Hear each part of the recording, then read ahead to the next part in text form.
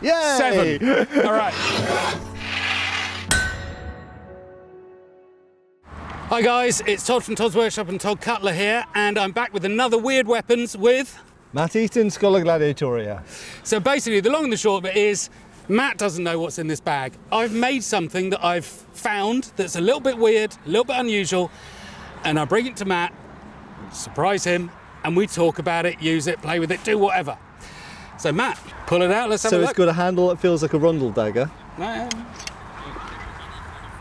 Wow, it's a massive Rondel dagger. It is a massive Rondel dagger. So let's pull this thing out, I'll take it off you. So here we go. It is, quite rightly, as Matt said, a massive Rondel dagger. God, it doesn't even fit in frame.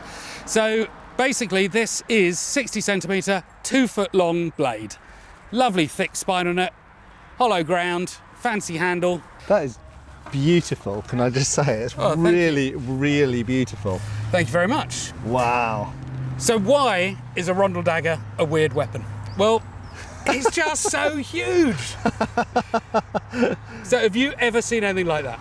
So I can't remember seeing an original one that big, but you might have found one in a museum? I might have found one in a museum.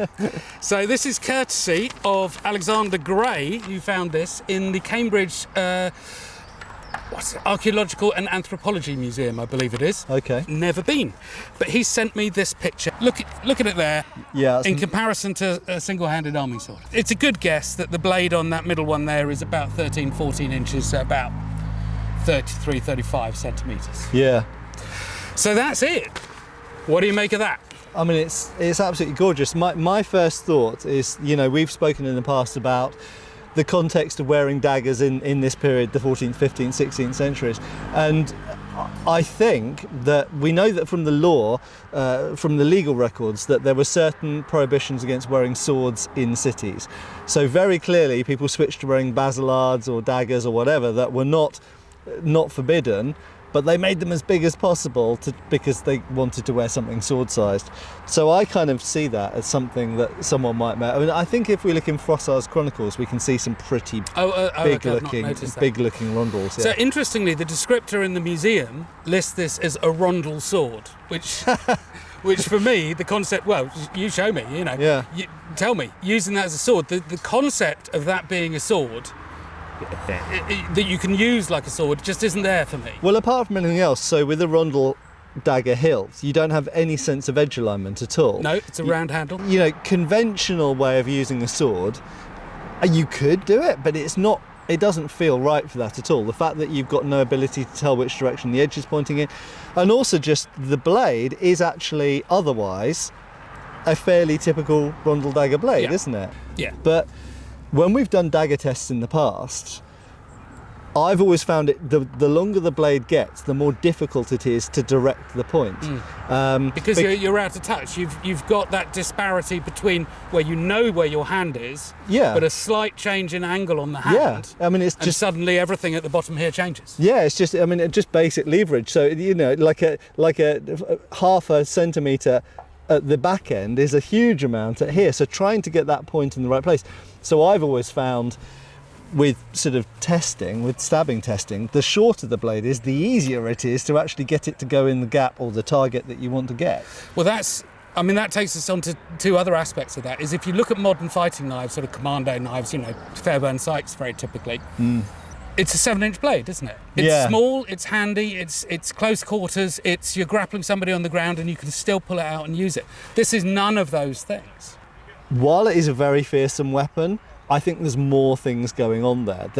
This is someone who wants to show off the size of their weapon that they're walking around with. He's a Ferrari owner. Sorry, any Ferrari owners out there. But yeah, it's a show-off weapon, isn't it? And like certainly like fighting in armour, I think this would be a complete liability. Yeah. Because that's the other point I wanted to make.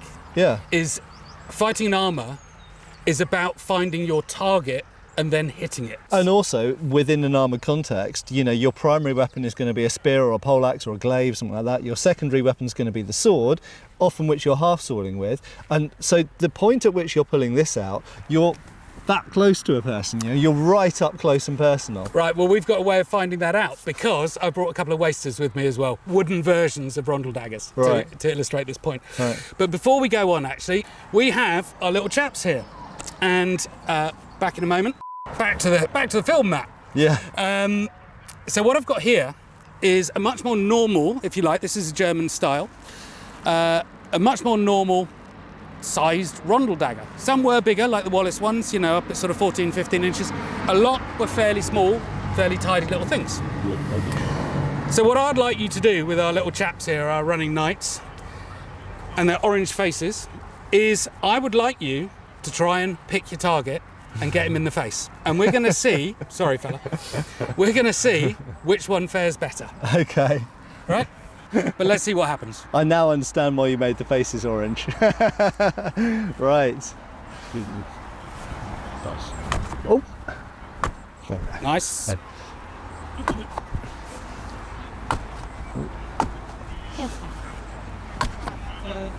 Oh.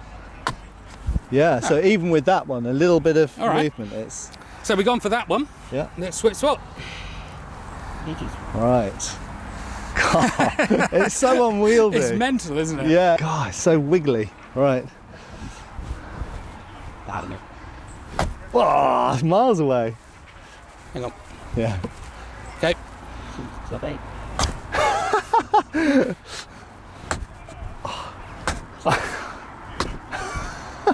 Yay! 7. All right, so seven goes. Right, try the next jab. This is quite fun. This could be a sport in its own right. Right. Okay. Whoa.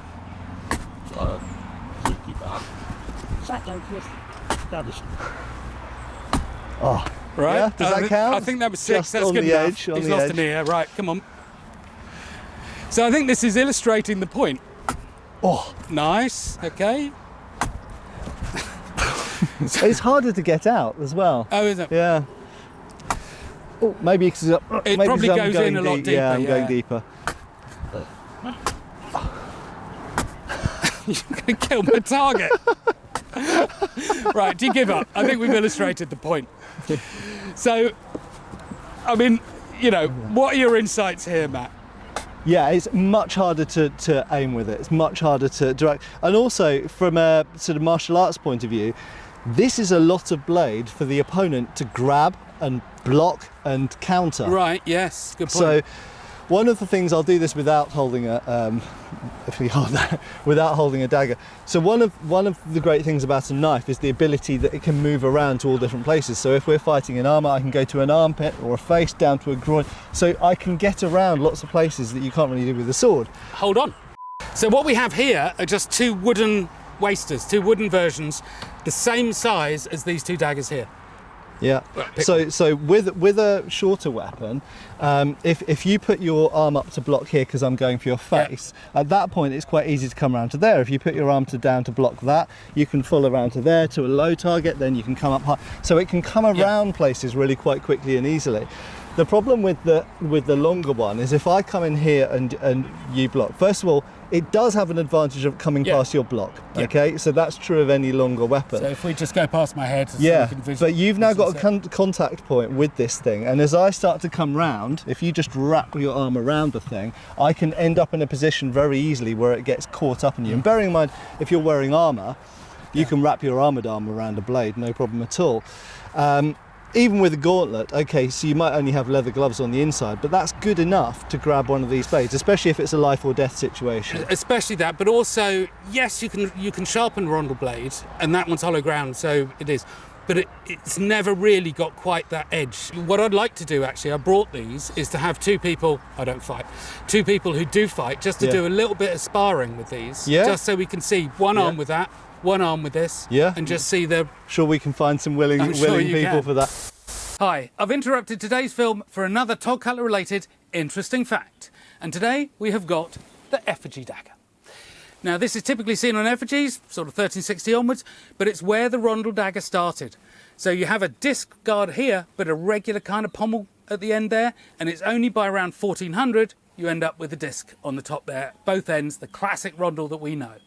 But anyway, you'll find this and loads of other similar pieces on toddcutler.com. But now, back to the film. So, Jordan and Ben are going to do some dagger sparring. So, Jordan, Ben, take it away.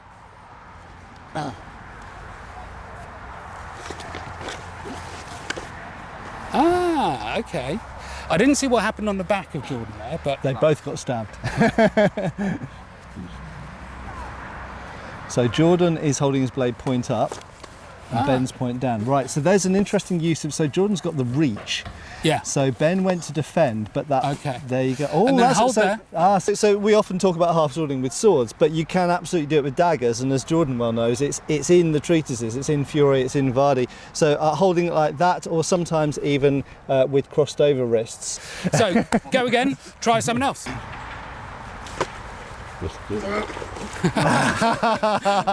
So stop. So that was really, really interesting because, so if you guys can sort of stay in that position but turn around, there we go.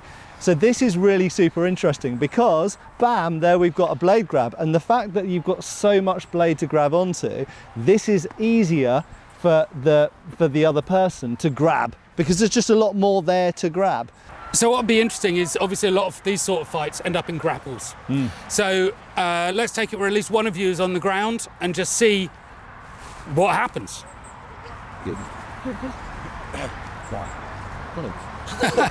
That's one problem. Okay, ready? Thanks. Yeah, so the superior reach of that dagger again went past the block, and anybody who is either experienced in or trained to defend against standard dagger attacks, that completely bypasses their block because his arm is not long enough to defend against a blade that long. So I'll still, we haven't come to a conclusion, I'll still call it a weird weapon, but its unusualness being used in that situation is an advantage at this point. Yes, yeah, it can go either way. It depends on what the actual exact scenario is. Do you want to do another one, or do you want to swap weapons? Yeah, let's another exchange sword. Yeah. Okay. Ready? But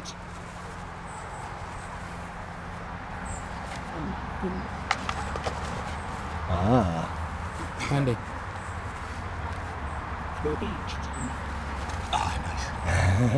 Okay. so Ben fainted and then came in a second time. Yeah.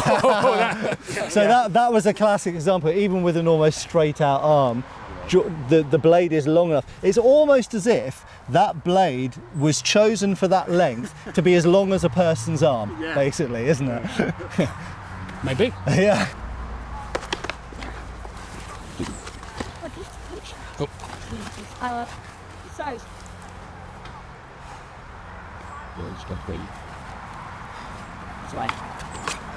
Yeah.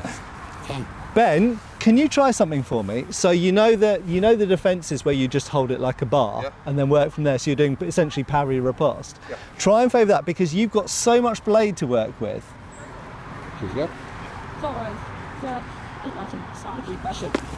Yeah, lovely. Yeah. So again, just recapping there, it was blocked and then it was turned. Yeah. Even though it's half sword and there's still enough blade. Yeah, so to we've get got the these point. techniques in the dagger treatises like Fury or Talhalfa where you use it like a small bar to block with and then you go into the attack after there.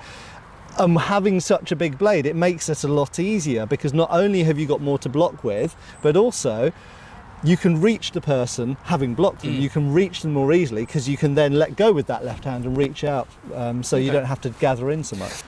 So Jordan and Ben, there's something I'd like you to try as well. Is basically to be in that situation where you are literally in the close-up cuddle where somebody's got the back of somebody's collar kind of thing, and now you're pulling your weapons out and seeing what's happening. So can you get really close and just see how that behaves?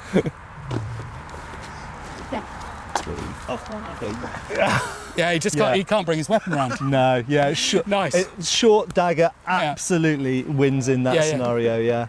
Okay, tell you what, could you just swap weapons and just try exactly the same routine again? Okay. Right? Yeah, go. He didn't even get the long one out. Seen enough, do you think? Yeah, I think so. Yeah, I've certainly got. I think it's confirmed some of my ideas. It's given me some new ideas, and maybe debunked a couple as well. But yeah. So first of all, Jordan and Ben, thank you very much. And Matt, What do you make of it? Weird weapon, not weird weapon? So it is weird because it's obviously combining two different types of things. It's combining what we normally think of as a rondel dagger with a larger basilard, a messer, a short sword essentially. And as a sword, it kind of doesn't really work, but it gives you some of the benefits of the sword, primarily additional reach. Generally speaking, out of the two, in an open fight, in a field, middle of a field, this probably has the advantage purely due to reach. It's very difficult to block directly. Which I didn't, and I don't think you thought right at the beginning, actually. No, not necessarily. I certainly didn't. I'll be straight up with that. I didn't. I hadn't really realised how difficult it is to block this because of the blade length. Because no matter how far out you put your hand or arm, it will still hit you in the face or neck, which clearly you don't want. However, in anything closer than open distance, the shorter dagger, certainly if they're both still in the scabbards, the shorter one is an advantage in every way. So I would say essentially it's a bit like a one-trick pony. If you're in that scenario, in that open distance scenario, this will probably win the fight nine times out of 10. But in almost every other scenario, I think that probably will win the fight 9 times out of 10. But I also, the one thing I didn't realise until Ben started doing it, was using it as a defensive object, as a parrying bar. I think that's really, really formidable. So using the disadvantage of its length in that context. Yeah, essentially using it like half sword. But that's only useful once you've got it out of the scabbard. And if the person's attacking you, as they should be, with that at such close range that you haven't got the big one out of the scabbard yet, then you can't do that yet because it's not out of the scabbard. So I'm not sure that there is a conclusion in this sense, but weird weapon, not weird weapon. A slightly weird weapon. Slightly weird weapon. But it is awesome. That's one thing we can agree on, isn't it? It's a really, really awesome dagger. It is. So, Matt, thank you very much. Thank you. Skirmish, thank you very much. And Jordan and Ben, thank you. Cheers. See you again.